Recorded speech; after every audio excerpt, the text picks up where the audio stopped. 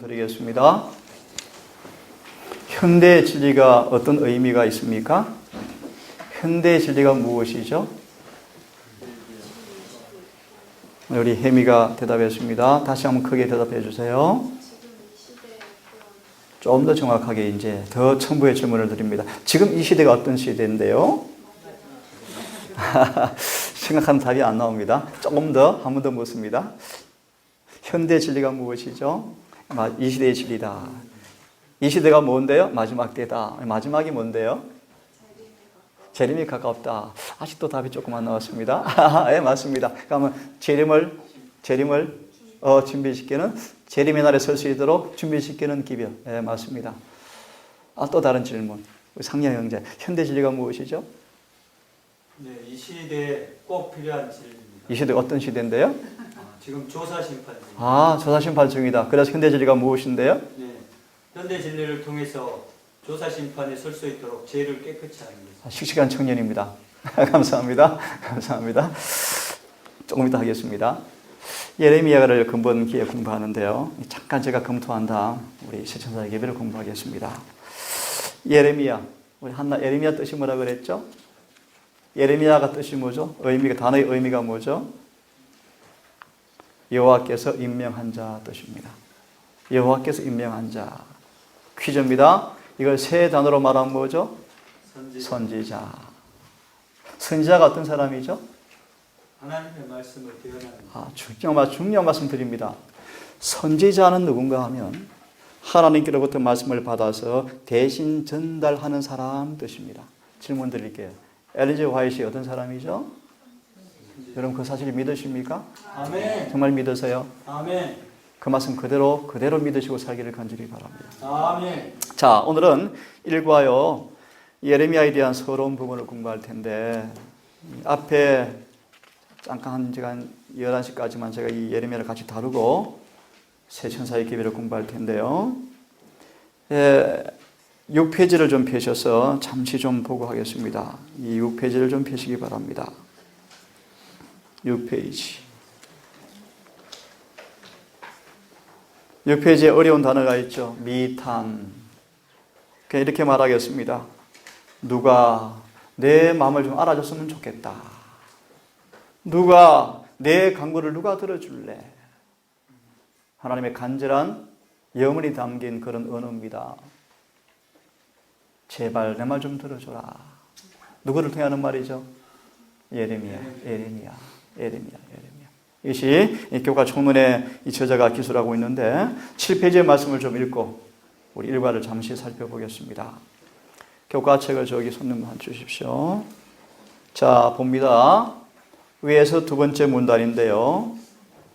구약 성경에서 인간의 순종을 바라는 하나님의 소망과 그분의 뜻에 역행하는 인간의 성향을 다루는 책이 있다면 바로 어떤 책이다? 예레미야다. 참 여러분 이해할 수 없는 신비. 아침에 새벽 기도 때 말씀을 드렸지만 30년 동안 같이 동거동락했던 고향 교회 사람들이 예수를 죽이려고 낭떠러지 끌고 갔죠? 참 이해할 수 없는 신비예요. 나중에는 안 그랬지만 예수를 가장 괴롭혔던 사람들 가운데 하나가 누군가? 예수의 형제들이었습니다. 이런 표현 하십니까? 예수님은 가정 안팎에서부터 비난을 받았다. 참 이해할 수 없는 신비예요. 예레미야를 이렇게 언급합니다. 인간의 순종을 바라시는 하나님의 소망과 그분의 뜻에 역행하는 인간의 성향을 다룬 책이 예레미야다. 참고로 기억하고 들으십시오. 창세기부터 계시록까지의 66권 성경 전부는 40명의 성경 기자가 하나님의 감동을 받고 전달한 모든 66권의 성경은 그 당대에 대해서는, 그 당시에 대해서는, 그 선지자들이 살던 그 당시에 대해서는 조금밖에 기록해 두지 않았고 모든 말씀은 마지막 교회를 위해서 기록해 두었다 라고 예언시는 말하고 있어요. 저는 기회가 되어오시면 아직 제가 부족해요. 솔직히 고백합니다. 더 부족해요. 기회가 되어오시면 예레미야를 있는 그대로 가르칠 것입니다. 있는 그대로. 그러려면 우리 동산교회가 더 거룩해지셔야 돼요. 죄에서도 훨씬 더 멀어지셔야 돼요. 죄에서 훨씬 멀어지지 아니하면 이 기회를 선포할 수가 없어요. 그냥 돌 맞는 기별이에요. 돌 맞는 기별. 자, 그 다음 말씀 보시면 이런 말씀이 있죠. 그 밑에 말씀 보시면 이 예레미야를 통해서 핵심을 말씀하고 있다라고 제자는 말씀하고 있는데요. 예레미야 9장 23절, 24절을 인용하고 있습니다. 같이 한번 읽어보겠습니까? 여호와께서 시작. 여호와께서 이와 같이 말씀하시되 지혜로운 자는 그 지혜를 자랑하지 말라. 용사는 그의 용맹을 자랑하지 말라. 부자는 그의 부함을 자랑하지 말라. 자랑하는 자는 이것으로 자랑할지니 곧 명철하여 나를 아는 것과 나 여호와는 사랑과 정의와 공의를 땅에 행하는 자인 줄을 깨닫는 것이라. 나는 이 일을 기뻐하노라. 여호와의 말씀이니라. 저자는 이 구절을 중심 구절로 인용해 놓았습니다. 예레미야를 읽는다는 것은 타락한 인간의 본성의 밑바닥에서 하나님의 존귀함과 위대함으로 향하는 영적 여정을 떠나는 것과 같다라고 묘사하고 있네요. 하나님은 타락한 상태에 있는 우리 모두를 향하여 다만 너희가 항상 이 같은 마음을 품으면 좋겠다라고 우리에게 호소하신다. 자, 일과를 좀 봅시다. 좀 아주 쉬운 내용이니까 빨리 간단하게 좀 보고 우리 시간이 되어지면 새천자에게 이어서 공부를 해보겠습니다. 1과 일몰이 많이 당겨졌습니다. 우리 환송예배 5시 50분까지 모이면 좋겠습니다. 선지자로 부름받은 예레미야. 기억절을 같이 한번 읽어보겠습니다. 시작. 내가 너를 모태에 짓기 전에 너를 알았고 내가 배에서 나오기 전에 너를 선별하였고 너를 여러 나라의 선지자로 세웠노라 하시고. 예, 감사합니다. 우리 본문의 말씀을 우리 한나가 좀 큰 소리로 읽어주면 좋겠습니다. 없어요, 책이? 오케이. 상냥이 버전은 아까 했고 다른 사람 얘기를 한번 읽읍시다. 자원에서 읽어주십시오. 한번 크게. 예레미야의 생애는 구약의 다른 선지자의 생애보다 많이 알려져 있다. 예레미야의 자서전 적이 우선 그의 선지자 사역을 더욱 잘 이해하는 데 보탬이 된다. 예레미야는 예수님 시대에도 존경받는 인물이었을 정도로 역사에 많은 영향을. 그 다음은 이제 한나한테 돌아옵니다. 하지만 인간의 기준으로 볼 때 읽으세요. 1과 8페이지.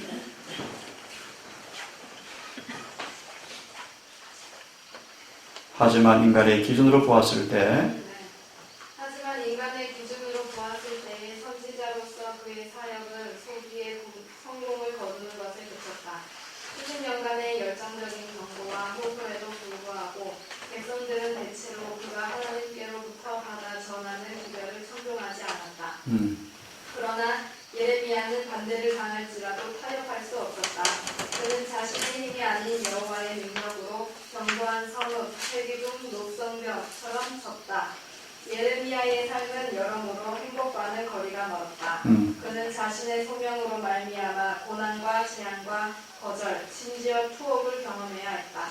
더 뼈아픈 것은 그가 옳은 방향을 가리키며 돕고자 했던 백성에게서 이러한 순환이 비롯되었다는 것이었다.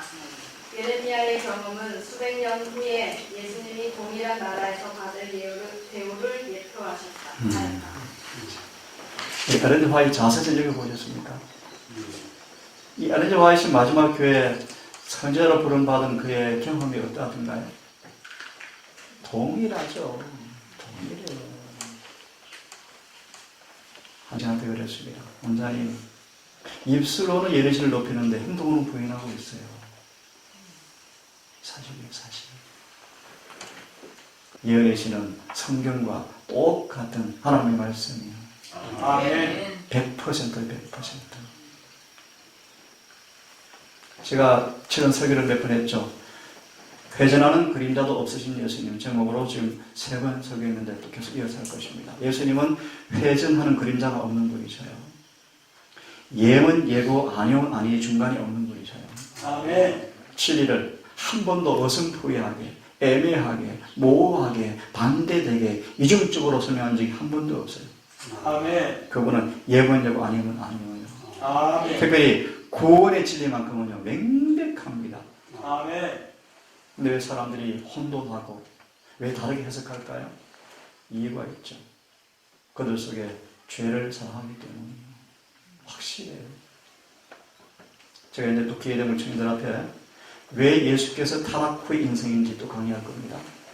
한 강목으로 만들어서 또 훈련시킬 것입니다. 이것이 모든 진리의 기초예요, 기초. 아까 우리 희미한 질문에서 제가 답을 안 드렸는데 답을 드리고 하겠습니다. 현대 진리가 뭔가? 잘 들으세요.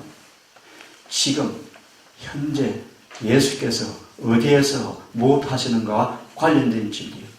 아멘. 현대 진리가 뭔가? 지금 예수께서 어디 계시는지, 뭘 하시는지, 그분의 위치와 사명과 조화시켜서 우리를 그 앞에 서도록 경험하는 것이 현대 진리예요. 이 시대에 필요한 진리가 뭘까요? 바로 현대 진리.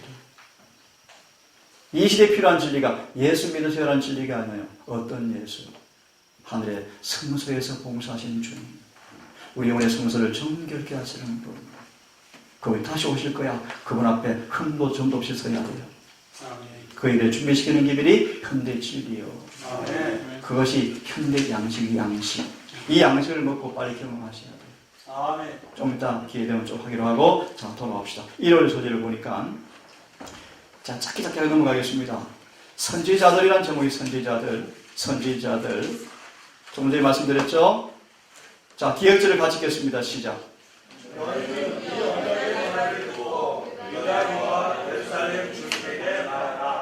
질문, 잘 읽었나, 못 읽었나? 선지자는 어떻게 하는, 뭐 하는 사람이죠? 오늘 하나님의 말씀을 대언하는. 네, 말을 듣고 전하는 사람. 엘런 화이트는 그렇게 고백합니다. 내가 쓰는 편지 하나까지 사사롭게 쓴 것이 한 개도 없다. 성령의 감동과 감화로 다 기록한 그분의 음성이라고 말씀하셨어요. 아멘. 자, 내가 읽어봤으니까 생각하고요. 질문을 드리고 넘어가야 하겠습니다. 묵상의 이름 말씀이 묵상의 말씀. 문제는 예레미야의 시대와 마찬가지로 우리가 과연 들을 것인가? 질문 앞에 한번 자문해 봅시다. 우리가 과연 들을 것인가? 예레미야 시대는 뭐였습니까? 그들이 안 듣겠습니다. 지금은요. 안 듣고 있습니다. 안 듣고 있습니다. 딴소리예요. 질문을 드려볼까요? 하나님께서 지금 그들에게 꼭 전하고 싶은 기밀이 뭘까요? 성경으로 답을 하겠습니다. 내가 어디서 떨어졌는지 돌이켜 회개하고 처음 사랑을 가져라. 아멘. 그리하지 아니하면 촛대를 옮기겠다. 라는 기밀이 현대 재림교회에 주시는 주님의 기밀이래요. 아멘. 또 어떤 기밀이죠? 내 옷을 지켜 더럽히지 않고 지키고 있어라. 내가 어느 시간에 임하는지 너는 알지 못한다는 기밀이래요. 또 무슨 기밀인 줄 아세요?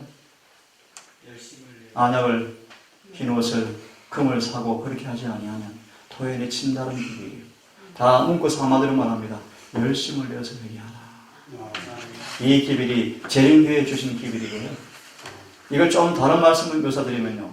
믿음으로 말하면 의의 기밀이다 라고 표현하고 있습니다. 자, 여하튼 지금 주님께서 우리에게 뭘 전하고 싶어 할까? 밑에 이런 말씀이 있죠. 우리를 파수꾼으로 삼았다. 여러분 파수꾼 알죠? 파수꾼. 우리 모두 파수꾼입니다. 자, 1과는 그렇게 1장은 넘어가겠습니다. 넘어가서 월요일 소지 그냥 넘어갑니다. 예레미야의 가정환경. 어떤 가정환경이었죠? 어떤 가정환경이었습니까? 제가 보기에는 참 아주 믿음 있는 귀한 가정 같아요. 그래서 아침에 제가 우리 아이한테 그런 얘기를 나눴습니다. 우리 오늘 에스테가 이 일과를 같이 토론하는 주인공이라면서요. 교사를 맡았다면서요. 그래서 어제부터 막 공부하더라고요. 가정환경. 참 제가 보기에 고귀한 제사장의 가정이었어요. 그죠? 예레미야의 부모는 보통 분이 아닌 것 같아요. 모세처럼. 아주 귀한 가정의 아이들 같아요. 반면에 오른쪽에 보시면 혹 그렇지 않은 가정이 나타날지라도 또 불평할 필요가 없습니다. 주님의 은혜는 모든 것이 미치기 때문입니다. 그죠? 아멘. 아모스 같이 농부도 부르시기도 하고 베드로 같은 어부도 부르시기도 합니다. 아멘.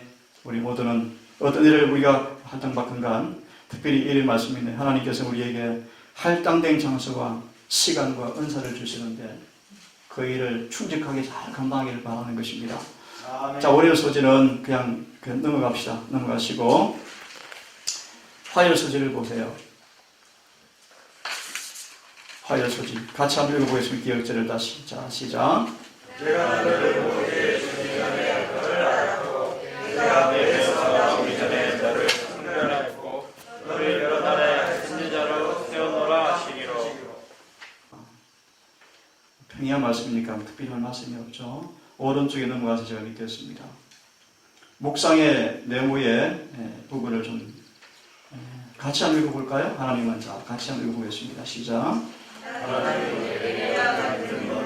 특별하게 선택하지 않으십니다. 물론 하나님은 선지자로 세우기 위해 그를 선별하셨습니다. 그는 다른 사람이 감당할 수 없는 고난과 어려움을 감내해야 했습니다. 그러나 하나님의 큰 계획 속에서 우리 모두는 저마다 중요한 목적과 역할이 있습니다. 문제는 우리 각자가 그것을 어떻게 받아들이냐에 있습니다. 만약 예레미야가 하나님의 특별한 부름을 거절했다면 그도 하나님의 계획과 목적을 알지 못하고 살아가는 수많은 사람과 마찬가지로 헛된 인생을 살아야 했을 것입니다. 예레미야 출생 전부터 하나님께서 뭐로 선택하셨습니까? 선지자. 더 대단한 것이 하나 있다고 생각합니다. 물론 비길 수는 없겠지만요. 제7일 안식일 예수 재림교인이 된 것은요. 영원 전부터 창세 전부터 주님께서 예지하신, 예정하신 특별한 부르심입니다. 아멘. 그래서 그런 은혜를 드렸죠. 지나간 앞세운 세대들이 마지막 시대의 교회 한번 살아보고 싶었다 그러잖아요. 우리 앞에 그 영광스러운 날이 우리 앞에 나타나 있습니다. 아멘. 그에 못지않게 우리 앞에 책임도 크죠. 예를 하나 드리겠습니다.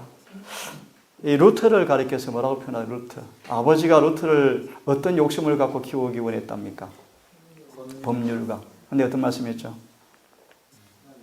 루트의 아버지는 루트를 법률가로 키우고 싶었지만 하나님께서는 그를 뭐로?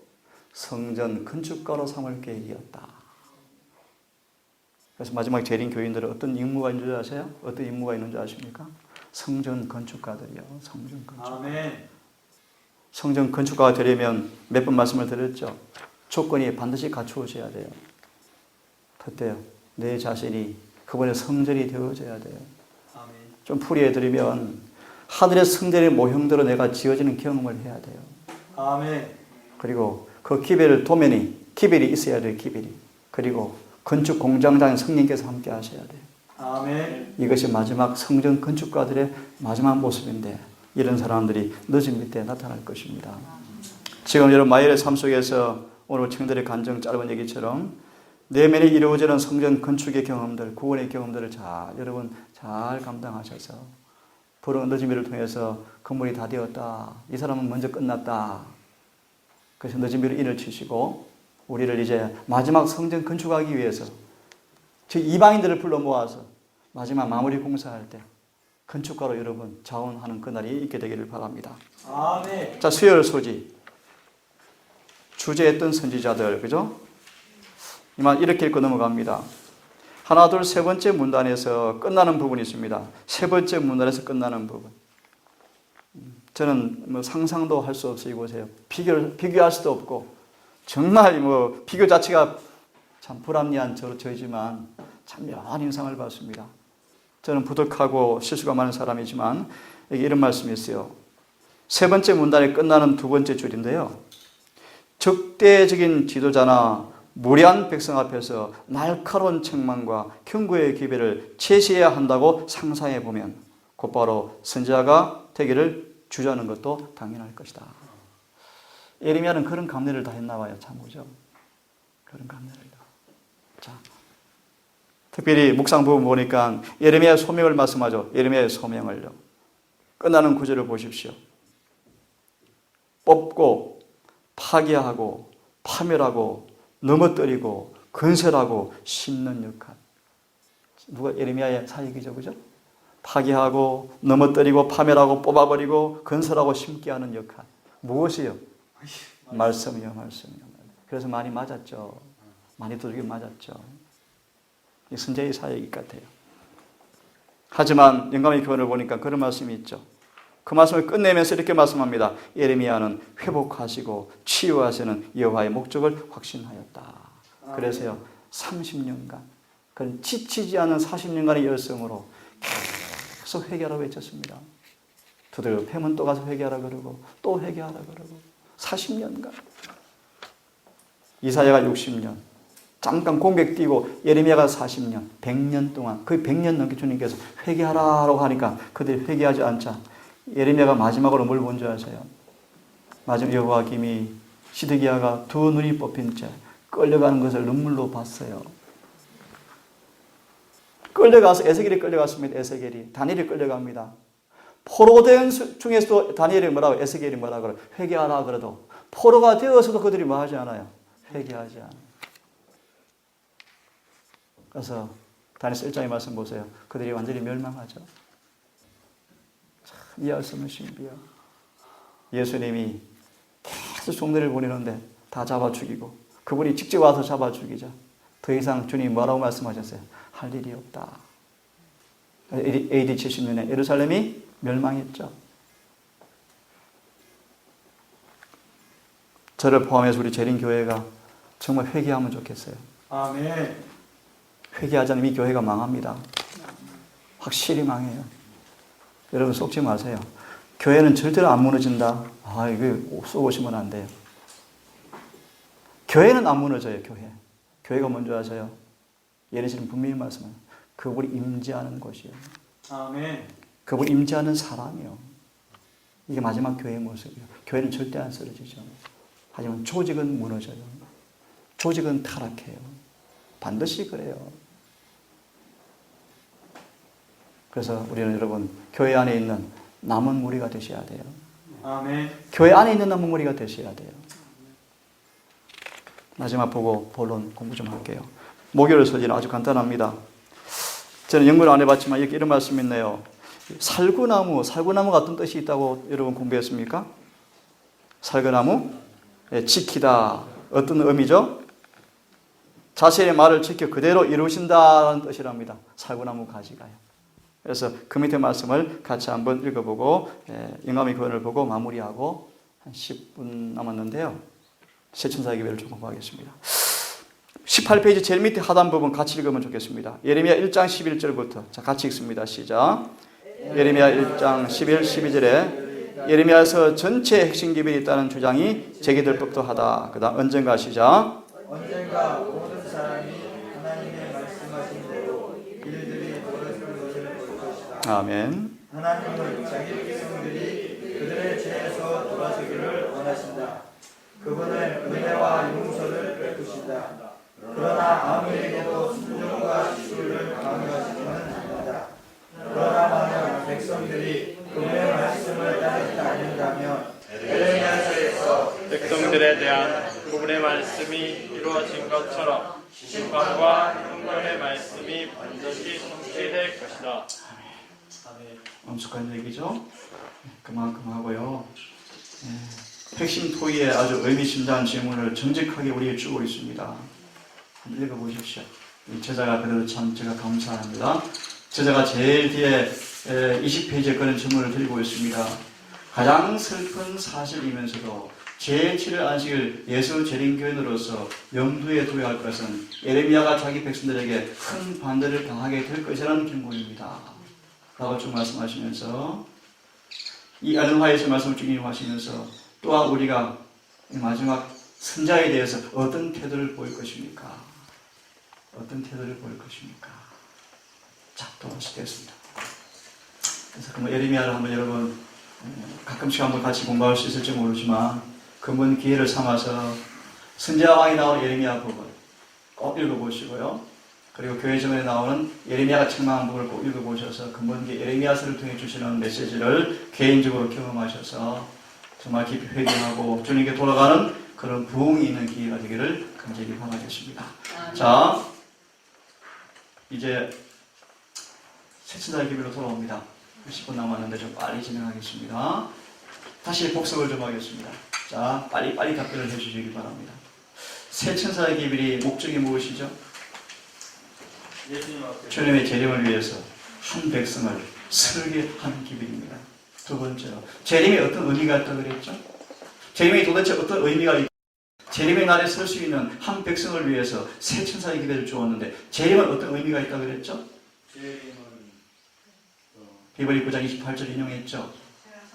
죄와 상관없이 오실 거요. 죄와 상관없이 오시는 말의 의미가 무엇입니까?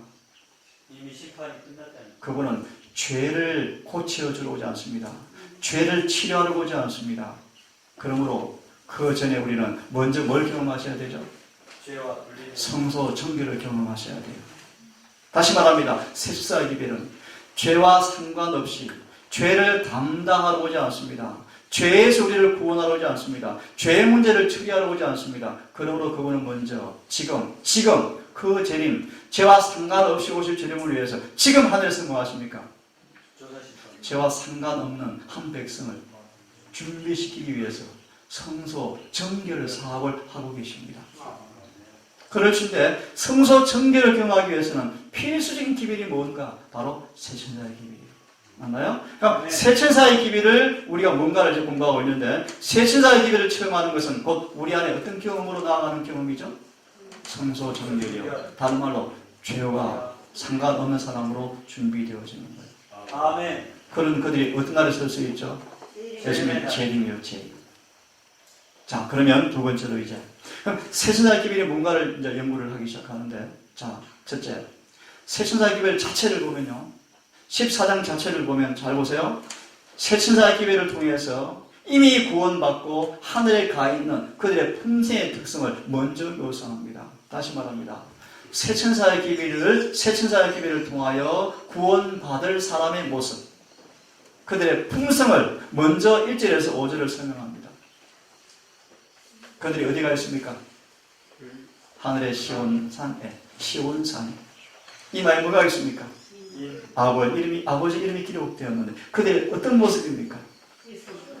거짓이 없고 흠이 없고 흰 옷을 입고 이 땅에서 예수께서 어디로 가든지 따라가는 사람들이었더라.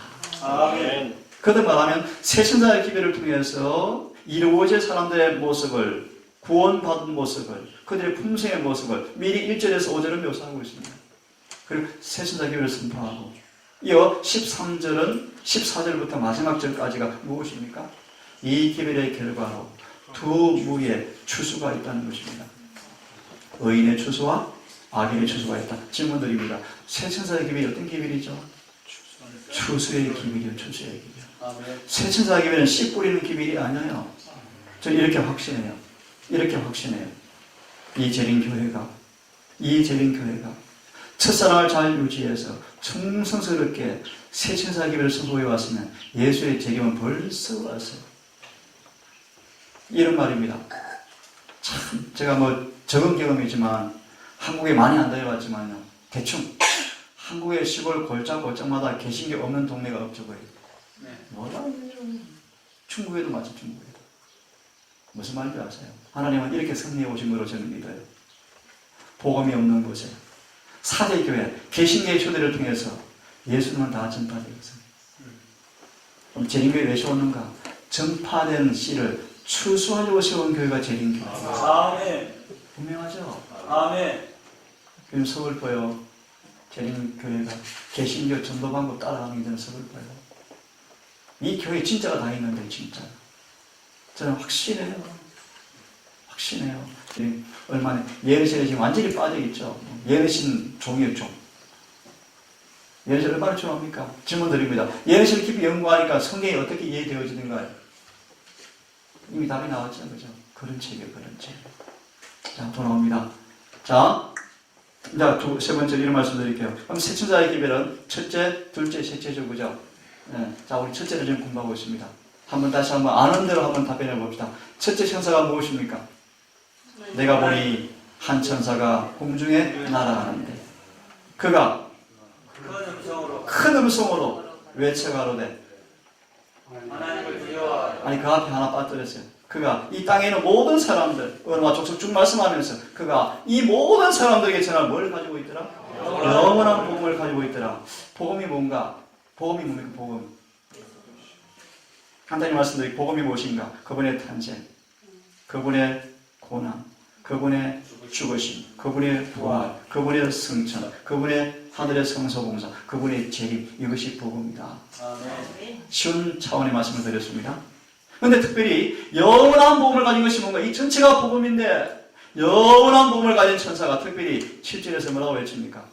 그가 큰 음성으로 가로되 하나님을 두려워하라. 그래서 뭐하라? 그래서 왜요? 그래서 어떻게 하라고요? 빨리 준비하라. 맞습니다. 창조주를 경배하라. 이게 첫째 천사 기도의 내용인데요. 특별히 중요한 말씀드립니다. 영원한 복음을 가졌더라 라고 말하면서 영원한 복음의 한 부분, 잘 들으세요. 영원한 복음의 한 부분, 특별히 말세가 되어서야만 외치는 기별이 7절이에요. 다시요. 그분의 탄생, 그분의 재림, 그분의 죽으심, 그분의 부활, 모든 것이 복음인데, 그래서 특별히 첫째 천사가 뭔가?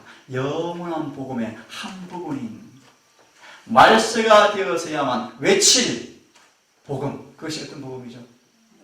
심판이 가까웠다는 거예요. 질문, 왜 그것이 말세에 전해질 복음입니까?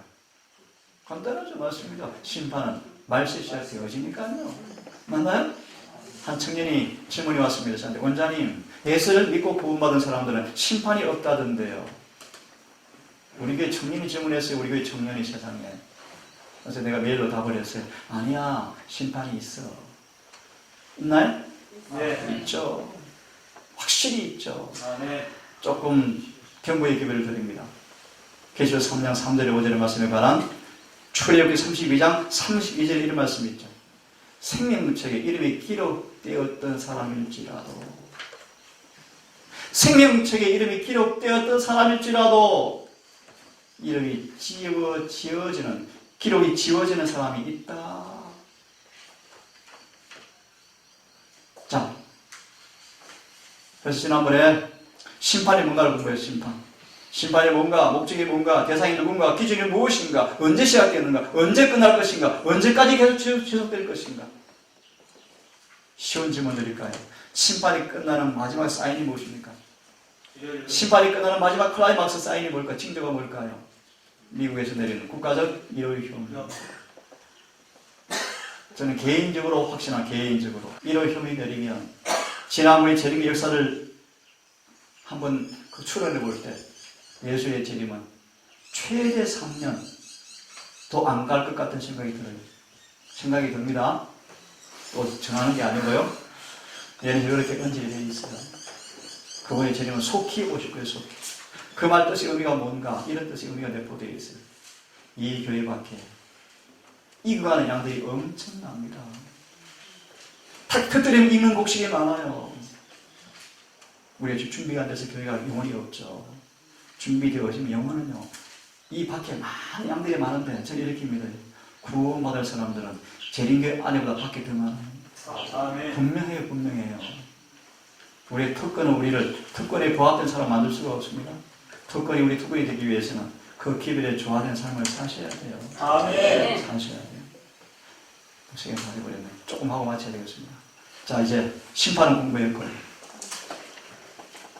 두 번째로 숙제를 내면 좋겠습니다. 대쟁도 하고요. 심판에 관한 챕터가 있습니까? 없습니까? 있습니다. 제목이 무엇입니까? 하늘에서 행하는 좀 더 정확하게 제목 그대로. 하늘에서 행하는 하늘에서 행하는 조다 심판. 혹시 원문의 제목을 우리 아십니까? 원문 제목.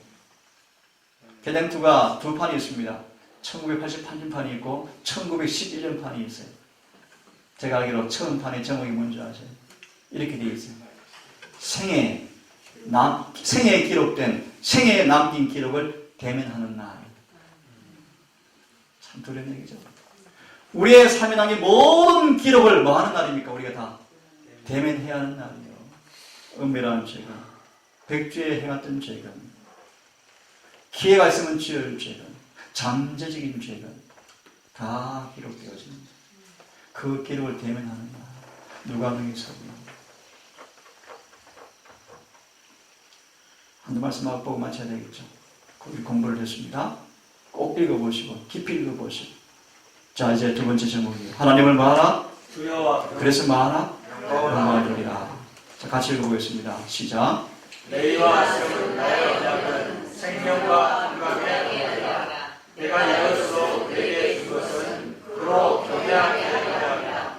그가 나를 경외하고 내 이름을 두려워하였으나 그 입에는 진리의 법이 있었고 그 입술에는 교양이 없었으나 그가 악령과 잔직한 중에서 나와 동행하며 많은 사람을 돌이켜 죄악에서 떠나게 하였느니라. 저와 이 동산 가족이 이런 사람이 되면 좋겠어요.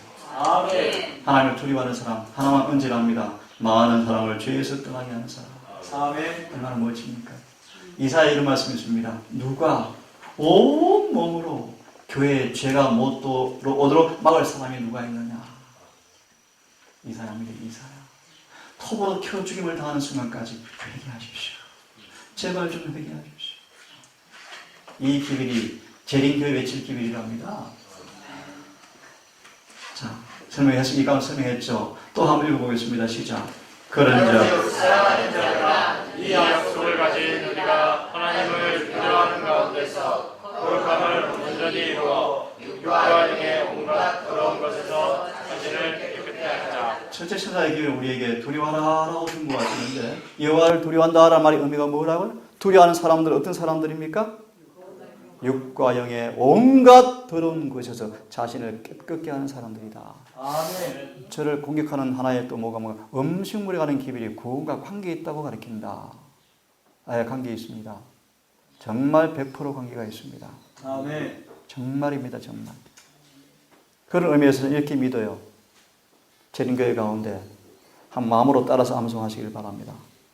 육식에 관해서 절반만 기억하는 사람들은 머지않아 늦은 비에 대일해서 사라질 것이다. 분명합니까? 맞아요. 늦으면 못 받아요. 기별이요, 기별. 현실이 기별이에요. 근데 그걸 안 믿으려고 그래요. 저를 극단이래요. 아니요, 여러분. 양심적으로 호소합니다. 적어도 내가 재림교회인이라고 믿으시면 빨리 고기는 끝내셔야 돼요. 아멘. 빨리 끝내셔야 돼요. 그래야 희망이 있습니다. 아멘. 이 기별을 받으시기를 바랍니다. 자, 다시 돌아옵니다. 여호와를 두려워하는 사람들은 거룩함을 뭐하는 사람이 거룩함을 온전히 이루는 사람들이에요. 거룩함은 어떻게 옵니까? 육과 영을 깨끗게 하는 기별을 순종하셔야 돼요. 아멘. 그래서 기억하실래요? 성소 정결을 하는 그 일에 하나님 우리를 완전한 성소 정결을 위해서, 육체의 성소의 정결을 위해서 의 기별을 주었고, 마음의 성소 정결을 위해서 새 천사 기별을 주었습니다. 이 두 개는 하나입니다. 하나. 아멘. 그래서 이런 말씀까지 있습니까?